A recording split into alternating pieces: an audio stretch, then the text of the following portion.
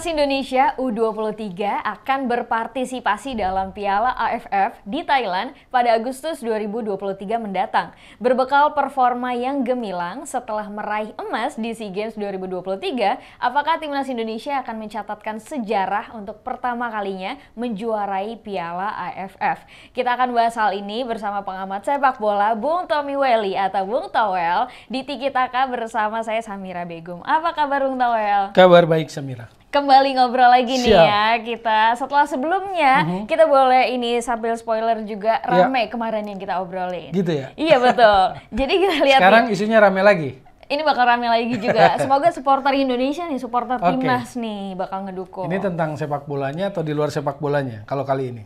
Kali tentang ini kita tentang sepak bolanya dan Timnas dong pastinya. Kita dukung Timnas kita.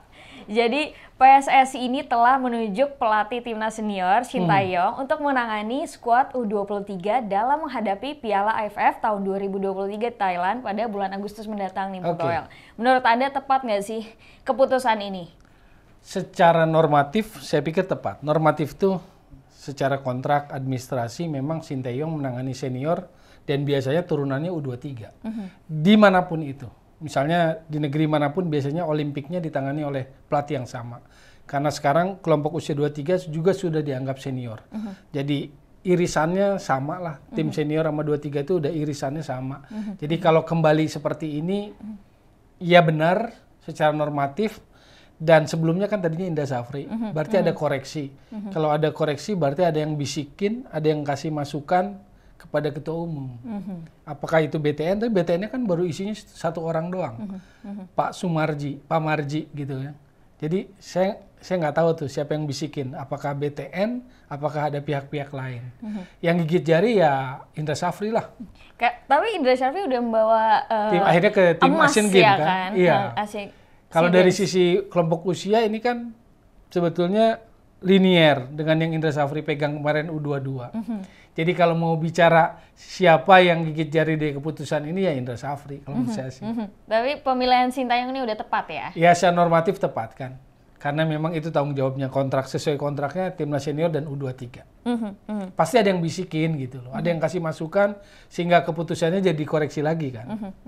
Oke, jadi selanjutnya kita mau ngebahas sekarang beralih ke Bapak Erick Thohir. Bapak Erick Thohir itu menyebutkan kalau nggak akan nurunin skuadnya nih di Piala AFF karena jadwal skuadnya yang nanti Timnas akan padat setelah Piala AFF. Ya. Menurut Bung Towel itu udah keputusan yang tepat nggak sih? Oke, yang pertama berarti Timnas U23 ini padat jadwalnya. Di Agustus Piala AFF U23. Di September awal ada kualifikasi Piala Asia U23. Lalu mereka juga mayoritas pemain senior sekarang di Shin Tae-yong. Tapi kalau tidak kasih target menurut saya sayang. Piala AFF U23 di Thailand, peluang kita besar menurut saya sih. Dengan bermodalkan medali emas SEA Games, U22, mayoritas pemainnya kan kurang lebih akan sama.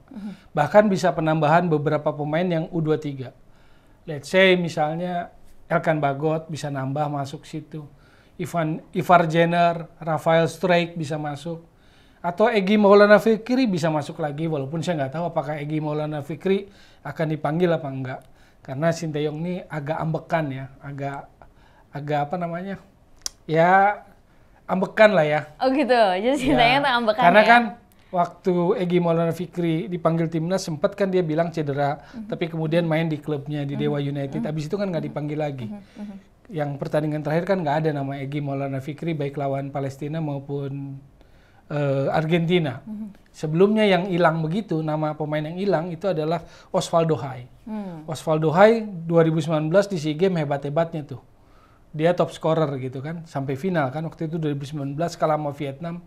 Habis itu 2020 Shin Tae-yong pegang, dipanggil kalau nggak salah dia mangkir, habis itu nggak pernah dipanggil lagi tim nasional. Jadi saya nyebutnya ambekan lah, karena kalau kalimat atau kata pendendam terlalu harsh, terlalu kasar gitu ya. Tapi kalau ambekan ya mungkin lah, karena ada backgroundnya, ada contohnya. Osvaldo Hai. Pertanyaan berikutnya, apakah Egy Maulana Fikri bakal dipanggil lagi apa enggak oleh Shin Tae-yong untuk U23? Usianya sih masuk U23. Elkan Bagot, Ivar Jenner, Rafael Struijk.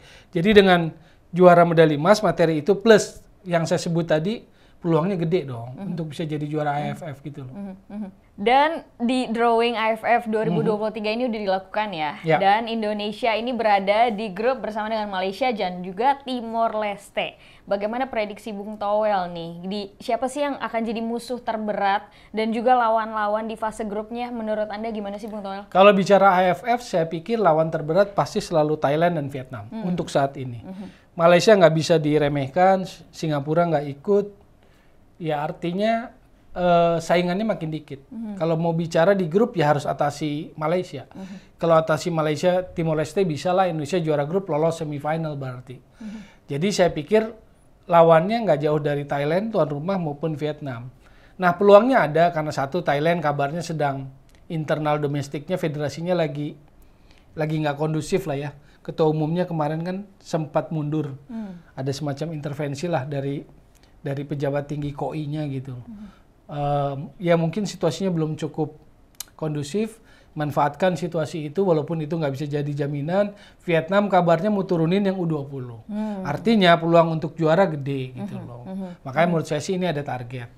Berikutnya kan September persoalannya hanya bagaimana Sinteyong ngatur performa puncak dari para pemain di Agustus, lalu di awal September yang kualifikasi Piala Asia.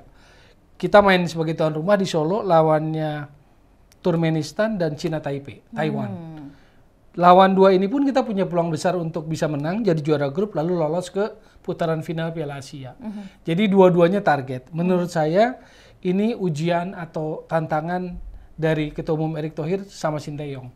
Jadi dua event ini jadi ujian nih buat Sinteyong.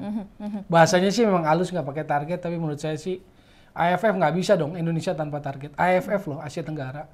Harus target juara. Lalu kualifikasi Asia harus lolos ke putaran finalnya di Qatar tahun depan. Nah di situ kan roadmapnya kalau kita sampai putaran final Piala Asia U23 di Qatar tahun depan, roadmapnya kan kalau sampai bisa 4 besar misalnya itu kan Olimpiade. Jadi kelihatannya cerita itu, narasi itu, roadmap itu yang diincar. Makanya dibalikin ke Sinteyong. Oke, nggak sabar banget nih. Denger penjelasannya aja udah, nggak sabar banget buat nonton. Dan terakhir nih Bung Towel, sampai saat ini Indonesia itu sebenarnya belum pernah ya juara di Piala AFF. Terakhir di Piala AFF tahun lalu 2022, Indonesia kalah dari Vietnam di semifinal juga. Ya kan? Prediksi Anda nih buat tahun ini. Ya kan dibedakan AFF yang 23 yang nanti Agustus itu dengan AFF yang senior gitu loh. Yang senior memang sayangnya kita belum pernah juara. Maka itu tantangan, milestone. Kalau publik netizen yang maha benar selalu bilang itu Piala Ciki, nggak bisa begitu. Piala Ciki pun seperti SEA Games kan butuh 32 tahun kita untuk ambil lagi. Dalam sepak bola itu ada namanya milestone, stepping stone. Jadi tahapan gitu loh.